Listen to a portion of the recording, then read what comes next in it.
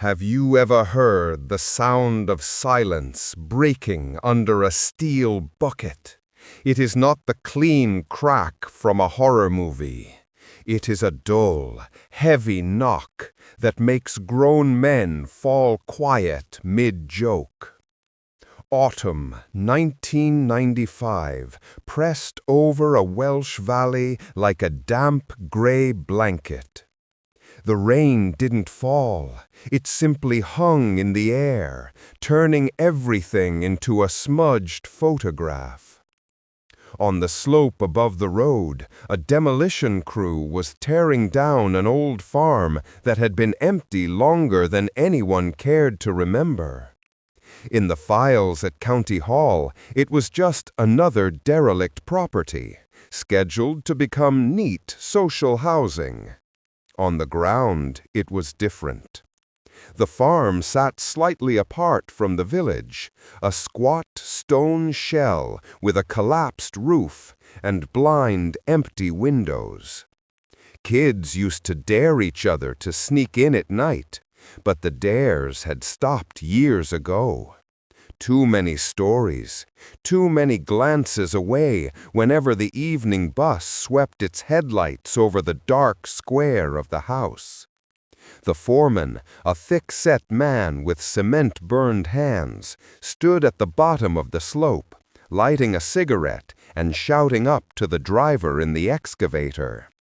"Take it through the floor as well. They'll pour a new slab anyway. Don't be gentle."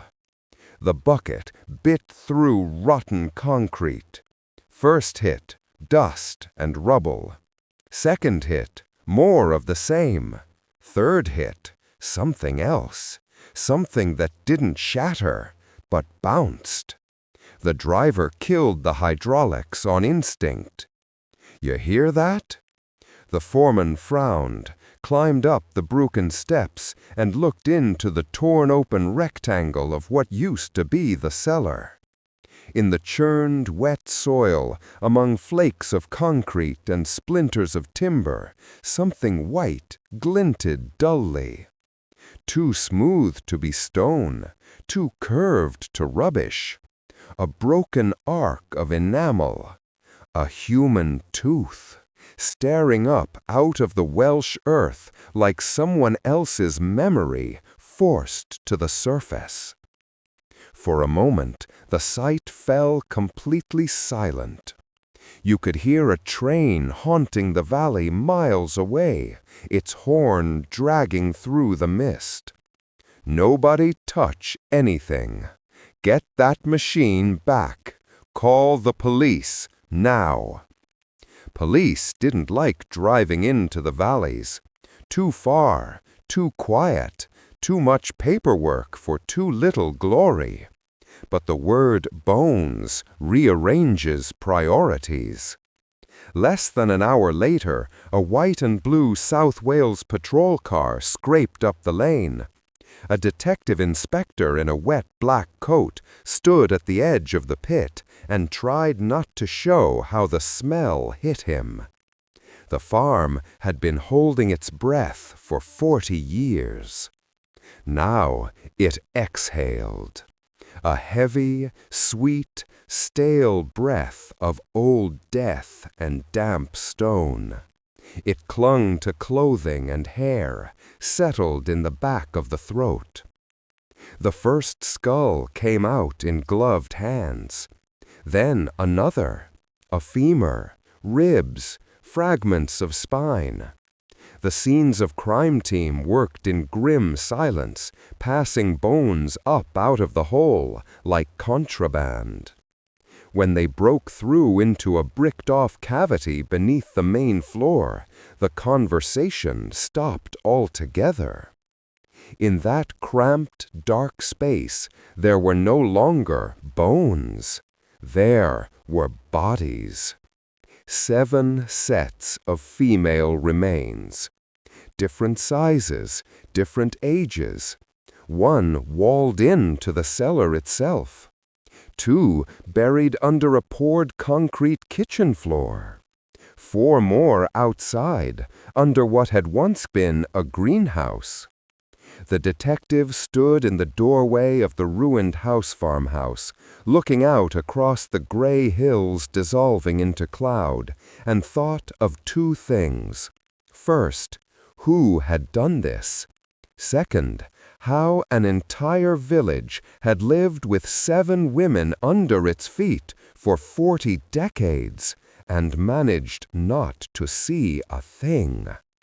The farm that was never meant to speak had finally opened its mouth, and its voice was bone. On official maps, Cwm Gwydr didn't exist. It was a smear between 2 larger settlements, a blank space between contour lines. On the ground, it was a country of its own, with its own laws, fears, and ways of keeping quiet. In the 1950s, the Welsh valleys did not look like a victorious nation. In London, they were opening new shops, piping cheerful tunes through the wireless, and talking about a brighter future. Down here, the war never seemed to end. Bomb-blackened memories had mixed with coal dust until no one could tell where the blitz stopped and everyday life began. The pit above Cwm Gwydr closed, while many of its men were still in uniform. Officially, it was uneconomic. Unofficially, it was another line on a civil servant's paper that sliced through a community like a blade. Without the mine, the valley fell quiet, too quiet. The morning roar of cage and wagons vanished, and with it went the certainty that tomorrow you would have work. Men sat in council houses, rolled thin cigarettes, watched rain creep down the glass, and tried not to imagine themselves already obsolete. Women queued at the co-op, stretched ration books, and swapped rumors instead of recipes. The only place that felt alive was the Miners' Arms, the single pub perched by the bend in the road. It was Parliament, court, and confessional. There, under nicotine-stained ceilings, everything was decided. Who deserved help with coal? Who should be avoided? Whose shameful secret everyone knew and no one mentioned? Police from the nearest town rarely bothered coming up. Why would they? It's quiet up there. They look after their own. That was the unspoken agreement between town and valley. Up there, they closed their eyes to whatever simmered in those damp cul-de-sacs. Down here, people learned to live as if the outside world were a rumor. It was in those years that the man on the hill arrived. Gareth Price came back from the war later than most. Stories about him traveled ahead. Some said he'd been in Italy. Others muttered about the Far East. Nobody knew exactly where he'd been broken. Everyone could see that he had been. He didn't drink in the pub, didn't loiter outside the shop with the other men, didn't stand in chapel on a Sunday. He bought the half-ruined farm above the road, a place that had been empty since before the war, and set about patching it up alone. By day, a thin thread of smoke curled from the chimney. By night, a faint yellow lantern glowed behind thick stone. Nobody could say for certain what went on inside. When the postman brought letters, and letters came rarely to these houses, Gareth met him at the gate, head down, hand out. "Thanks." His voice was flat, husky, like someone unused to conversation. He was what people here called a quiet man, kept to himself. In a city, it might have sounded like a warning. In a valley in the 50s, it was praise. Doesn't drink, doesn't fight, doesn't shout at a wife because he hasn't got one, doesn't complain. What more do you want from a neighbor? The valley's days blurred. Children ran the hills, women scrubbed clothes in water so cold it burned their fingers. Men chased any casual labor they could find, laying road, stacking crates, sweeping someone else's factory floor. Mist dropped so low in the evenings that the lights in the estate houses floated in a sea of white. Up on the slope, the farm sat to one side like a bad tooth in a crooked jaw.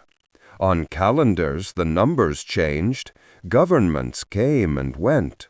In Cwm Gwydr, nothing important moved. People grew old, but habits outlived them. One habit above all: never take anything out of the valley. You didn't ring the city. You didn't write to complain. You didn't invite outsiders into valley business. At first, that silence felt like protection.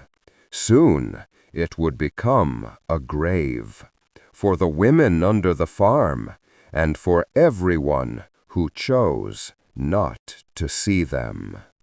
How many times do you have to walk past a black window before you stop feeling watched?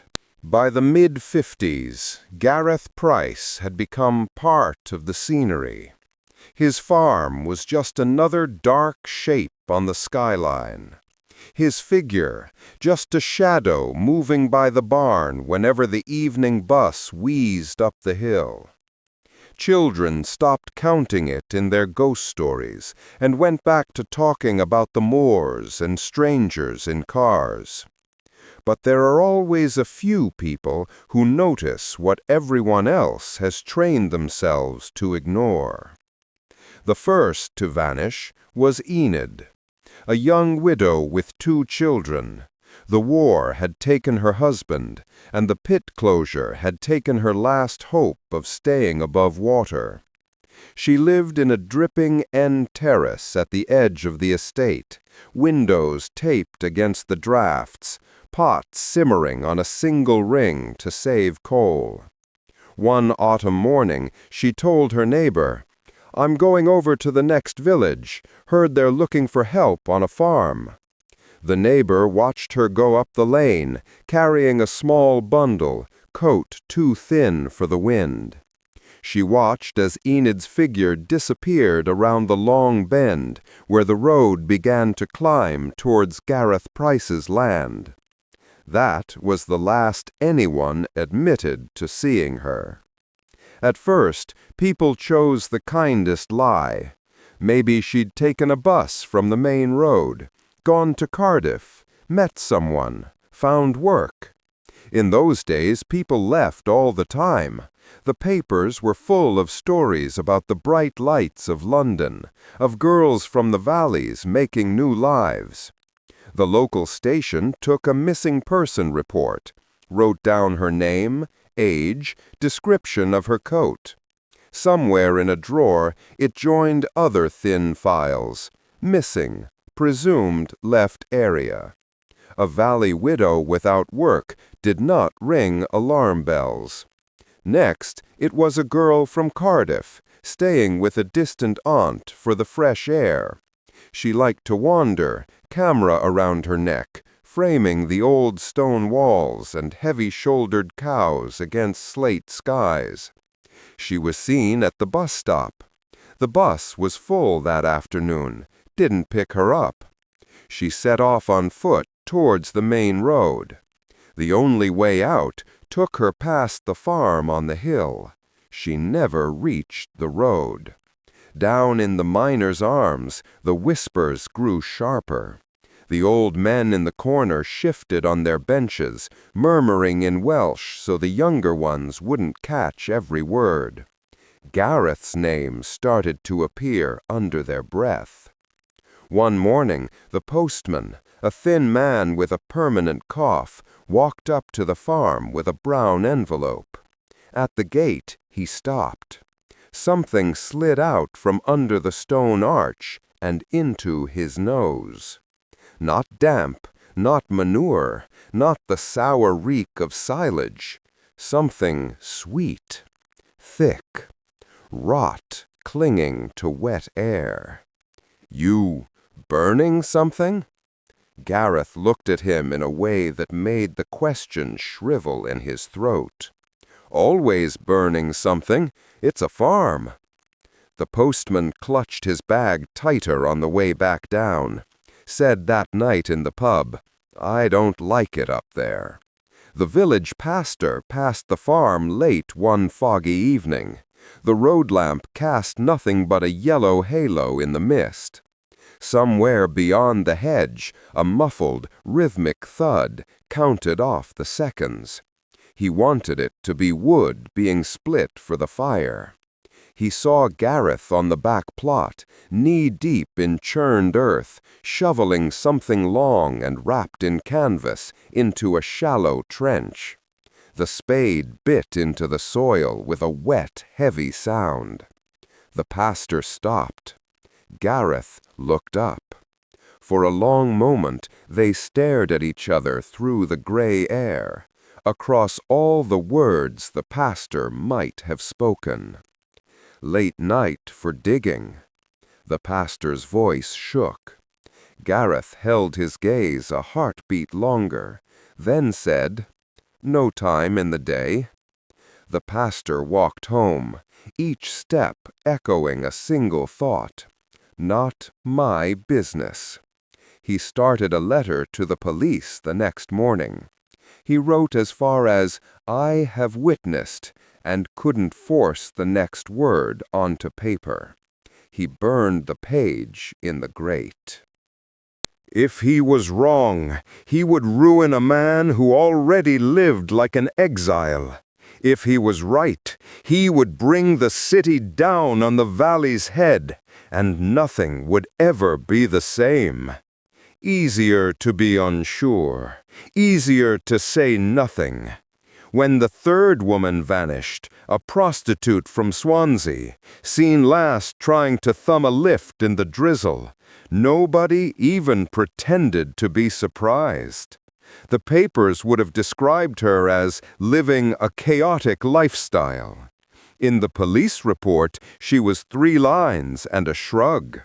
In the valley's memory, she barely existed. At night, a lamp still glowed behind the farm's thick windows. Sometimes, those who walked past swore they saw more than one shadow cross that light. They told themselves it was tricks of the eye, reflections in old glass. Nobody knocked on the door. Nobody asked who else lived behind that fence. The man on the hill had become scenery. And you don't interrogate scenery. You think silence is the absence of sound. In Cwm Gwydr, silence was louder than any scream. It hung over the valley like a low ceiling. People had lived under it so long they forgot it was pressing down. In the early 1960s, a new constable arrived. Young, with a tidy uniform that looked too clean for these streets. His name was Owen Thomas. He'd grown up in another valley, one just like this. Same council houses, same pubs, same slow erosion of hope. Owen did what they taught him at training school. Walked the streets, learned names, shook hands. It didn't take long before he realized that almost every family's story had a missing piece. A sister who went to London and never wrote. A cousin who left for Cardiff and must be happy there. A wife who probably ran off. The phrases repeated, worn smooth by use. Owen went to the station archive and started dragging out old files. Typed pages yellowed at the edges. woman, low income, marital difficulties, thought to have left voluntarily. Case closed. He spread them on the desk, drew a map on scrap paper. Roads, hills, the village, the farm. He marked last known addresses, last sightings. When he connected the dots, his pencil point kept returning to one place: Gareth Price's farm. He drove up there one gray afternoon without telling anyone. The patrol car labored up the lane, tires slipping on wet clay. At the gate, he stopped, knocked. No answer. He walked around the house. The ground by an old apple tree looked wrong. The way healed skin can still show where the knife went in. Somewhere under the stone, a faint sweetness clung to the air. Owen took out his notebook. Strange odor, disturbed soil, history of missing women. Back in town, he sat opposite a detective from CID and slid the notes across. "We should dig up that yard. This is not a coincidence." The detective gave him the patient look reserved for rookies and fools. "Listen, Thomas, we've got children buried on the moors. We've got women ripped apart across Yorkshire. We have cases that make the papers. And you want us to march up into some God-forsaken valley because you don't like the smell of a farmer's garden? But there are too many missing, and they're who? Wives of miners, street girls, board girls who could get on a train any time. You want to accuse a respectable, quiet man with no bodies, no witnesses, nothing? You want me to ask for a warrant on that?" Owen clenched his jaw. The system he'd promised to serve was folding the map away in front of him. Go back to your beat, write your logs, leave the valleys be. Down in the Miners' Arms, a different kind of court was in session. Someone mentioned screams on a windy night, lights moving where no light should be. The old men at the corner table listened silently, finished their pints, and finally one of them said, "Leave it. That's ours." Ours meant more than the hill and the houses. It meant the secrets. In a world where everything important was decided up there, pit closures, benefit cuts, housing lists, the valley owned only one thing: control over what escaped its borders. Silence became currency. You don't tell on my husband when he brings home stolen copper. I don't tell on your son with his car radio scams. You don't ring the city when you hear a row in the next house. I don't ring when I see you selling something for cash. Owen Thomas served another 2 years. Every time he drove past the farm, the same sour-sweet taste rose in his throat, not from the soil, but from his own conscience. He handed in his resignation. In the box for reason, he wrote one word: personal. The valley kept its silence. The system kept its distance. The contract was signed. The price was already in the ground. Sometimes a silence doesn't break with a scream. It cracks with a whisper. Bronwyn Davies was 18 when she first looked at the valley and saw not home, but walls. She had grown up in Cwm Gwydr, knew every puddle on the track, every sagging fence. Her father had died in the pit before she was born. Her mother washed floors in the pub to keep them afloat. Bronwyn wanted out. Cardiff, London, anywhere with lights that stayed on after 10. She listened to pop songs on the radio, stared at magazine pictures of swinging cities, and felt like the whole world was happening somewhere beyond those black hills. One spring, rumor blew through the estate. The farmer on the hill was looking for help. Her mother said no before she had finished the sentence. "You're not going up there." "Why? It's work, money. You're exhausted." She stopped. The no in her mother's mouth was not just fear, it was knowledge. The kind people in the valleys carry and never say out loud. But poverty squeezes harder than dread.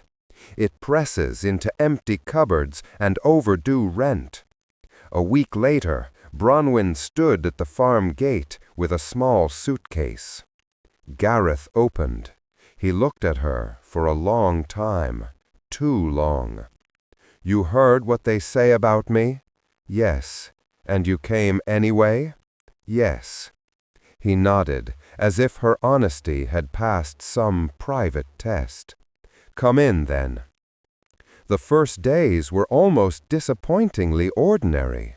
A filthy kitchen, old pans, the permanent chill of stone. The work was hard but familiar, scrubbing floors, feeding chickens, mucking out. Gareth barely spoke.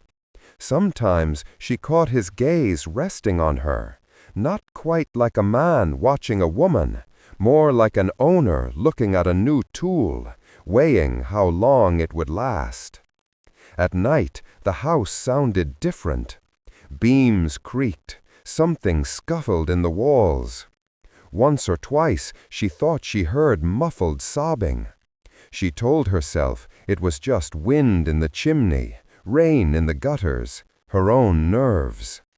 3 weeks after she moved in, Bronwyn vanished. The valley produced its story in one sitting in the pub.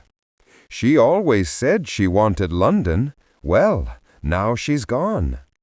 Her mother went from door to door, knocking until her fists were red. "Did you see her? Did she say she was leaving?" Eyes slid away. Some said no. Some said she talked about going, maybe she just did. The worst door to approach was the farm. But there comes a point when fear of the answer is smaller than fear of never hearing one. Gareth opened after a long pause. "Where is she?" He said nothing. "Where is my daughter?" She went, said she didn't want to stay, packed a bag, walked off. Her mother knew it was a lie. Mothers know the weight of their children's departures. There had been no extra food taken, no farewell tucked into a look. She went to the police. The desk officer wrote everything down: name, age, clothing.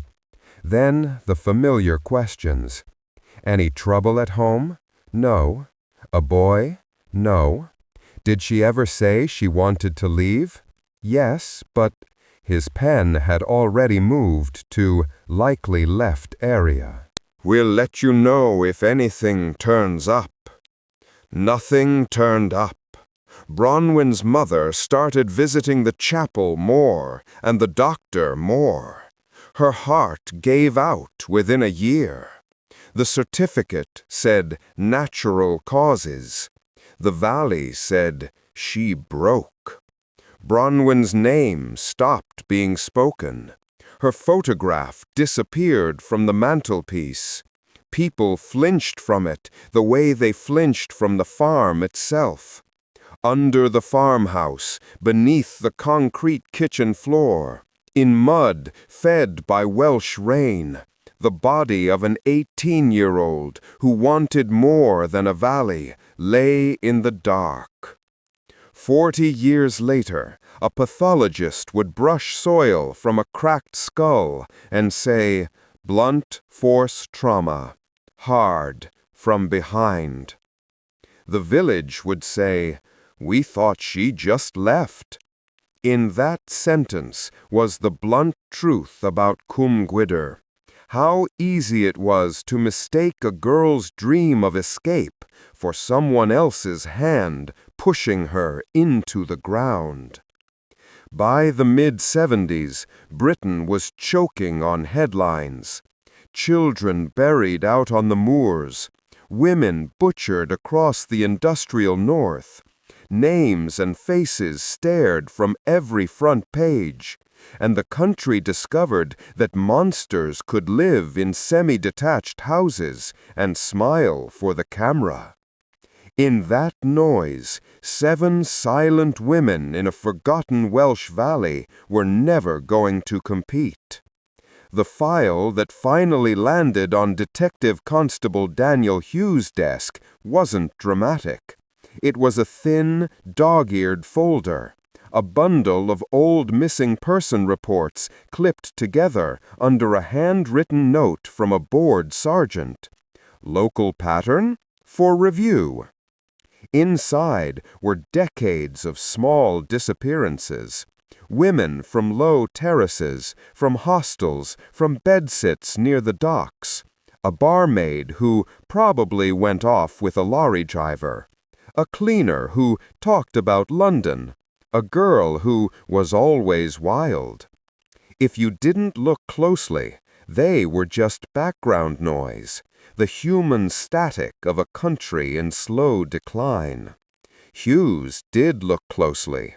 He was from that world, from rain-slick streets and council estates where the lifts smelled of smoke and bleach. He recognized the tone of contempt buried in the forms. Just a prostitute? Family problems, known to drink. He took a ruler, underlined last known addresses and sightings. Time after time, the same valley cropped up.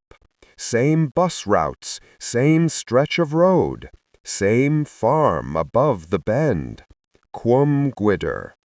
He went to his inspector, laid the folder down. "Sir, this isn't random. Every one of these women passed through the same patch of land. We need to take a proper look at that farm." The inspector sighed. He was a tired man in a tired suit, with too many cases and not enough detectives. On his wall were pinboards filled with faces the newspapers cared about. Children, nurses, housewives from respectable streets. "Daniel, have you seen my caseload? Do you watch the news? We can't even keep up with what's on Fleet Street, and you want a dig team for what? Old paperwork and a feeling? It's more than that. There was an officer up there in the 60s, Thomas. He filed concerns. Nothing was done. The pattern's still there. Thomas? The one who left? Went off for personal reasons? Maybe he just couldn't stand the weather." The room laughed. Hughes didn't. "Sir, if this were Kensington, if these were office girls, we'd already be in the ground with shovels." The inspector's face hardened. "This isn't Kensington. It's a valley full of people who hate us, and women nobody important will miss. Do you understand? You start digging, and you'd better find a national scandal under the first spadeful, or they'll hang us for wasting money." "So, we wait? For what? For bones to fall out of a wall by accident?" The inspector looked at him for a long moment, then pushed the file back. "We do what we can with what we have, which right now is nothing. Log your concerns. Keep your ears open. But we are not marching into some closed little community to accuse one of their own on a hunch." Hughes left the office with the folder still in his hands.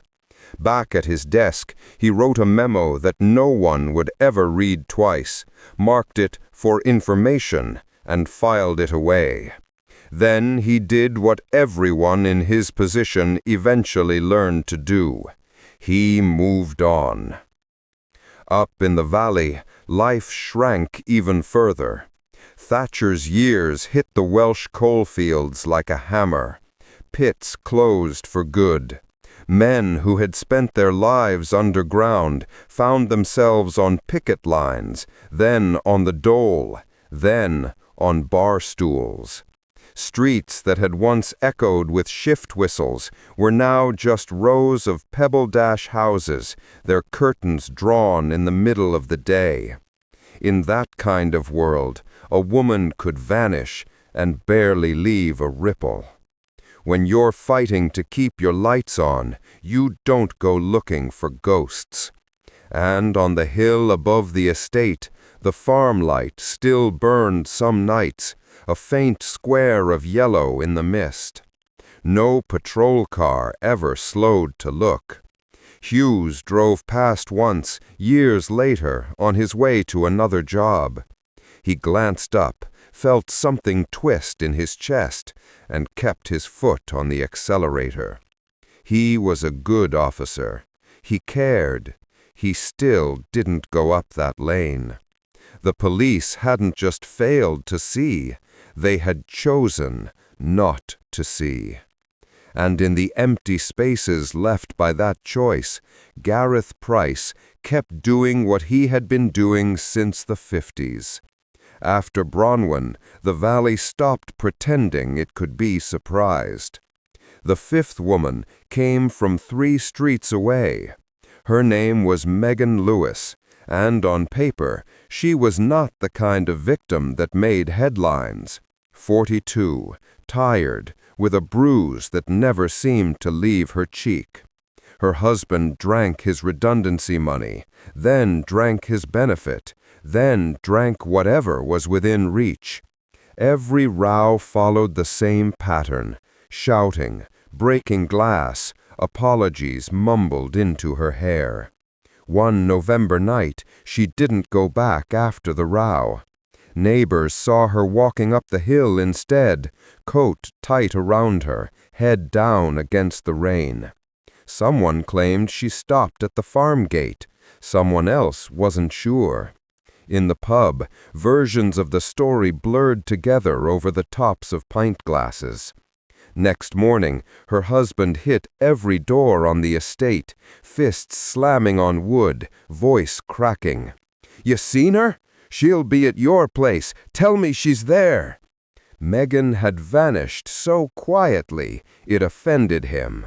The part of him that still loved her, and the part that needed someone to shout at. By the end of the week, the valley had settled on its story. She's better off out of it. Can you blame her for leaving? No one asked who else might be responsible for her absence. To speak that thought aloud would mean admitting something rotten closer to home than a drunk man in a small house. The sixth woman came from farther away, a hitchhiker from Ireland, backpack faded, boots worn thin. She arrived in the valley by accident, a wrong lift off the A road, a driver who dropped her somewhere near a town. People remembered her smile, the way she asked for directions in a thick musical accent. "There's a hostel down the road. They might have a bed. Bus doesn't run this late. You're better off waiting till morning." She shrugged, laughed, said she'd camp out somewhere quiet. The last person to speak to her watched her walk towards the bend, shoulders squared against the drizzle, a bright scarf, the only color in the gray. By the time anyone realized she was gone, she was already a name on a list in another police force's drawer. A drifter from another country, hard to trace, easy to forget. The seventh was the one the valley could not shrug away. Not really. Not honestly. She was called Caris, the niece of the landlord at the Miners' Arms. 21, mouth too sharp for her own good, eyes that had seen men thrown out on their backs more than once. She served pints to men twice her size without flinching. and had grown up on whispered stories about the farm. One night, after listening to yet another round of half-jokes and half-truths, she said, loud enough for the corner table to hear, "Everyone knows it's him. You all sit here and drink and say nothing. You're no better than he is." Silence hit the pub harder than any punch. The old men stared at their beer. Her uncle grabbed her arm. "That's enough, girl." She shook him off. "No, it's not. You lot are cowards." She left early that night, slamming the pub door so hard the glasses rattled. Someone saw her at the bus stop. The bus never came. The timetable had changed, and no one had bothered to replace the paper inside the case. She started up the hill. No one went after her. In the days that followed, the valley tied itself into knots trying to pretend. Some said she must have caught a lift with a stranger. Some suggested she'd run off, like Bronwyn, like Enid. No one believed it. Not really. Not when her savings lay untouched in a tin under her bed. Not when her favorite jacket still hung on its hook. Her uncle stopped shouting after a while. He drank instead. By the time the pathologists counted 7 skulls in 1995, he was a quiet, shrunken man with yellowed eyes and trembling hands. He never once walked up to the farm. Not when she disappeared. Not when they lowered Gareth Price into the ground 5 years later. Not when the demolition crews arrived with their machines. The valley had reached a point where everything felt inevitable. Pits closing, jobs disappearing, houses rotting, women vanishing. It all belonged to the same story of decline. Why would you question one part of it when you couldn't fix any of the others? Gareth's farm, with its leaning walls and bowed roof, became the perfect symbol of that slow collapse. A place everyone saw, a place no one dared to look at properly. In 1990, the man who had stood at the center of the valley's unspoken fears did the one thing none of his neighbors had expected. He died. It happened without drama. No police raid, no confrontation in the lane. One winter morning, when the frost sat thick on the fields above Cwm Gwydr, Gareth Price didn't come down to the village for salt and paraffin as he sometimes did. By late afternoon, the clouds had sunk low enough that the farm hill vanished altogether. It was the pastor who climbed up first, collar turned up against the cold. He found the kitchen door unlatched, the air inside sour and still. Gareth lay in his chair at the table, eyes half open, a mug toppled on its side. The doctor came, then the undertaker. The verdict was simple, almost disappointingly so. Heart, old age, alone. The funeral was small. A few old men from the pub stood back from the grave, caps in their hands, eyes on the mud. The pastor spoke about service, about soldiers who came home and never truly returned, about the burden of silence men carried back from the fronts. He did not speak about the late-night digging, the smells, the missing girls. It was not the day for that. When the coffin went into the ground, some in the valley felt a release, as if a knot they had been holding in their shoulders for decades had finally loosened. Others felt something colder, the knowledge that a door had just closed for good. Whatever Gareth had done, whatever he knew, was now sealed into the earth with him. The farm passed, by way of a solicitor's letter, to a distant cousin in London who had never seen the valley. To him, it was a line in a will, and a problem waiting for an estate agent. He never came in person. Paperwork changed hands in quiet offices 150 miles away, while damp crept higher up the stone walls above Cwm Gwydr. For 5 years the house stood empty. Slates slipped from the roof. Brambles clawed at the yard. Children again dared each other to creep close to the gate, but not to cross it. Even the bravest stopped short of the broken path. The valley aged with the building. The old men at the pub table began to die off, one by one, their secrets going with them. The generation who had watched Gareth arrive, who had seen the first disappearances, were thinning out. The ones who remained told stories that blurred fact and fear. By the early 90s, the council's files labeled the farm as unsafe structure. Someone in a fluorescent office looked at a map, saw no listed status, no planning complication, and wrote the inevitable line, "Demolition recommended." On the day the letter reached the man in London, he signed the consent form without reading it twice. He didn't know what was under the floors. He didn't know about Enid, or the Irish hitchhiker, or Caris from the pub. All he knew was that an eyesore on his account could be turned into money if the land was cleared. Down in the valley, nobody objected. No petitions, no angry letters. If anything, there was a muted sense of relief. Let it go. Let the whole place come down. Maybe then we can stop thinking about it. Nobody asked what might happen when a machine finally bit through the floor and into what lay beneath. The first bones came up under the bucket by accident. Everything that followed was method. Within hours of the foreman's call, the lane up to the farm was crowded. Patrol cars, a white forensic van, tape fluttering in the wind, thin and bright against the gray stone.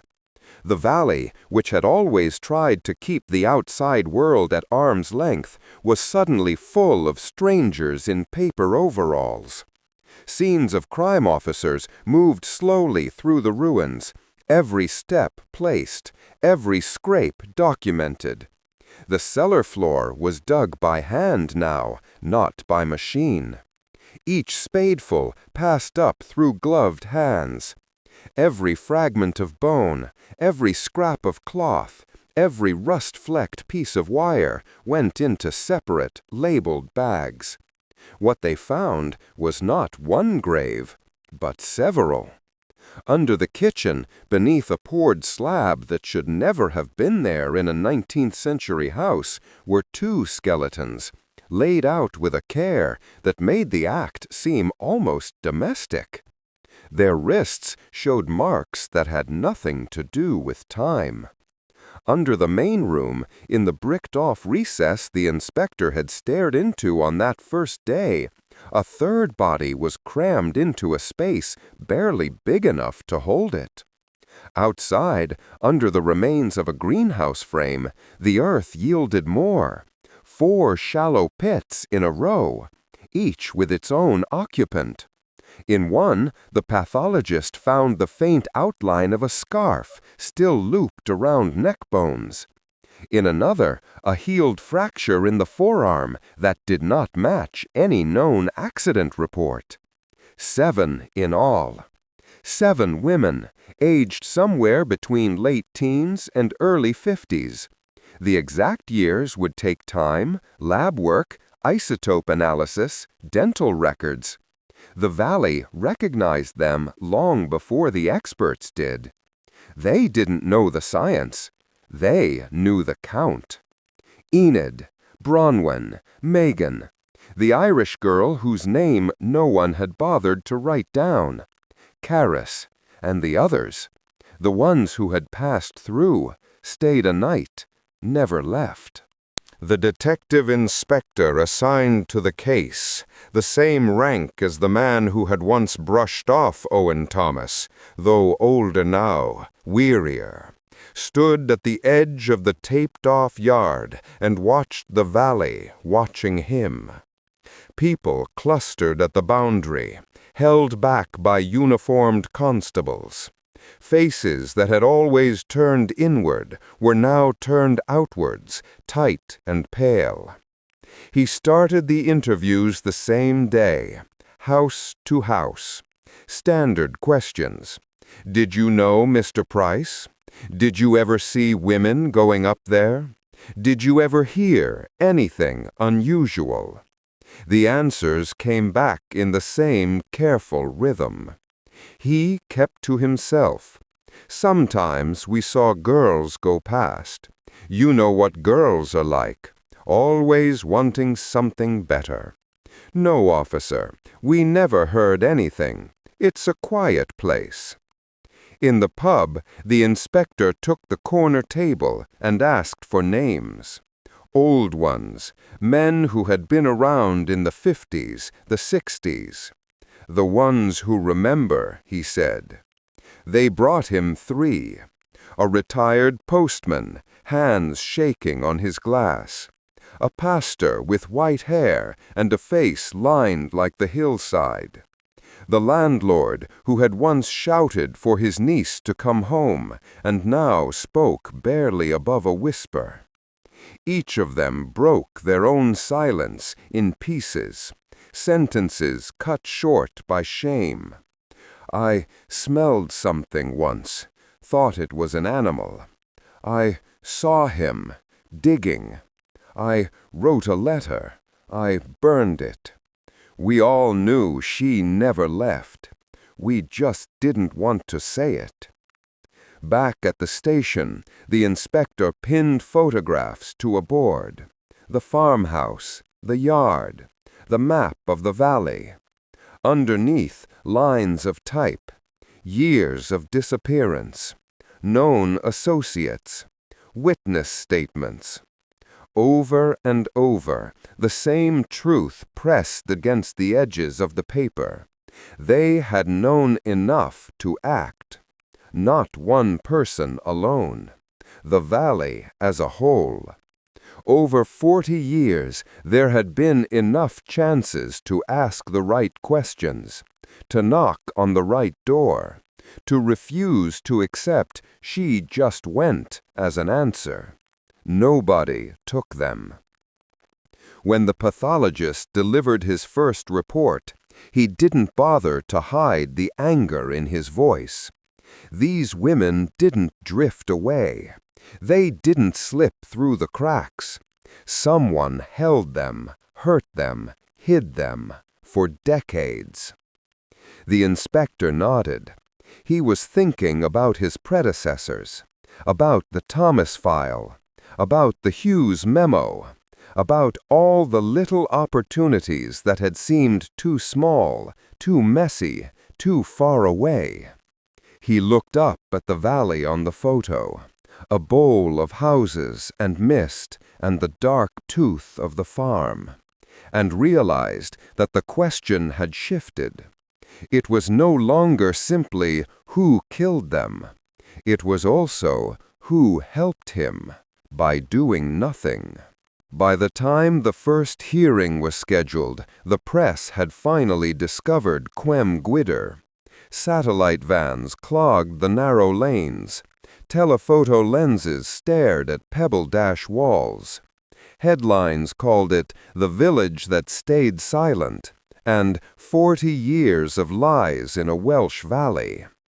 In the magistrate's court in the nearest town, 3 old men stood in the dock, their hands clasped, their suits hanging loose on them. They were not charged with murder. Gareth Price was beyond the reach of any court now. The law had to find another name for what they had done. Perverting the course of justice, failure to report a serious crime, withholding information relating to a homicide. On paper, it sounded technical. In reality, it meant something simpler. You knew. You chose to say nothing. The retired postman told the court about the smell, about the day at the gate, about the way he had walked away and convinced himself he hadn't noticed enough. The pastor spoke about the shovel, the canvas, the letter blackening in his grate. The landlord's voice cracked when he described his niece slamming the pub door and the way he had sat down instead of following her. The prosecutor didn't shout. He didn't need to. Behind closed doors, for 40 years, unspeakable things were happening. Women were being taken, beaten, killed, buried like rubbish. And out here, in the open, decent men saw enough to be afraid, but not enough, it seems, to be brave. The defense talked about context, about poverty, about distrust of authority, about a culture where involving the police was seen as betrayal. They called experts in psychology, in community dynamics. One professor talked about collective denial and normalization of deviance. Another spoke about how, in tightly knit groups, silence can feel like loyalty and speaking out like treason. The jury listened, brows furrowed. Most of them were from somewhere else. They did not know what it was to grow up in a place where the same hills fenced your childhood and your old age, where every neighbor carried a piece of your history, and where the outside world only ever seemed to arrive with bad news. In the end, the verdicts were mixed. 2 men were convicted, given suspended sentences and community orders. 1 was acquitted. None of them went to prison. They walked out past cameras that flashed as if this were some kind of victory. It didn't feel like one. For the families of the women, there was a different kind of reckoning. They were invited to view the jewelry, the scraps of clothing, the items recovered from the farm. A hair clip here, a ring there. Things that had once been part of ordinary lives, now laid out under harsh strip lights. A sister recognized a scarf her mother had knitted before arthritis twisted her fingers. A cousin identified a cheap metal bracelet bought on a teenage trip to the seaside. Small proofs that the bodies in the bags had once been more than remains. Outside, the village shrank further into itself. Windows that had always had net curtains now had none at all, as if there were nothing left worth hiding. Young people left if they could. The ones who stayed avoided the hill. The council went ahead with its plan. The farmhouse was flattened completely. Topsoil was scraped, sifted, tested, until the experts were satisfied there was nothing more to find. In its place, they laid a small, low garden, 7 stones, each with a first name and a year. At the entrance, a plaque read, "In memory of those who were not heard." No houses were built there in the end. Buyers didn't want them. The land was marked in people's minds. Shops closed. Bus routes changed. On newer maps, Cwm Gwydr's Inim grew fainter, lost between bypasses and larger towns. The valley had always feared the gaze of the outside world. When it finally came, it burned. It showed everyone what had always been there. Not just one man's cruelty, but a whole community's decision to look away. The story of the farm on the hill became a warning, told in training rooms to young officers, in lectures on ethics, in documentaries about behind closed doors Britain. They talked about how easy it is to dismiss the vulnerable, how quickly she just left becomes a way to tidy away responsibility. What they rarely said aloud, but everyone understood, was this: you don't have to swing a shovel to help bury someone. Sometimes all it takes is 40 years of silence.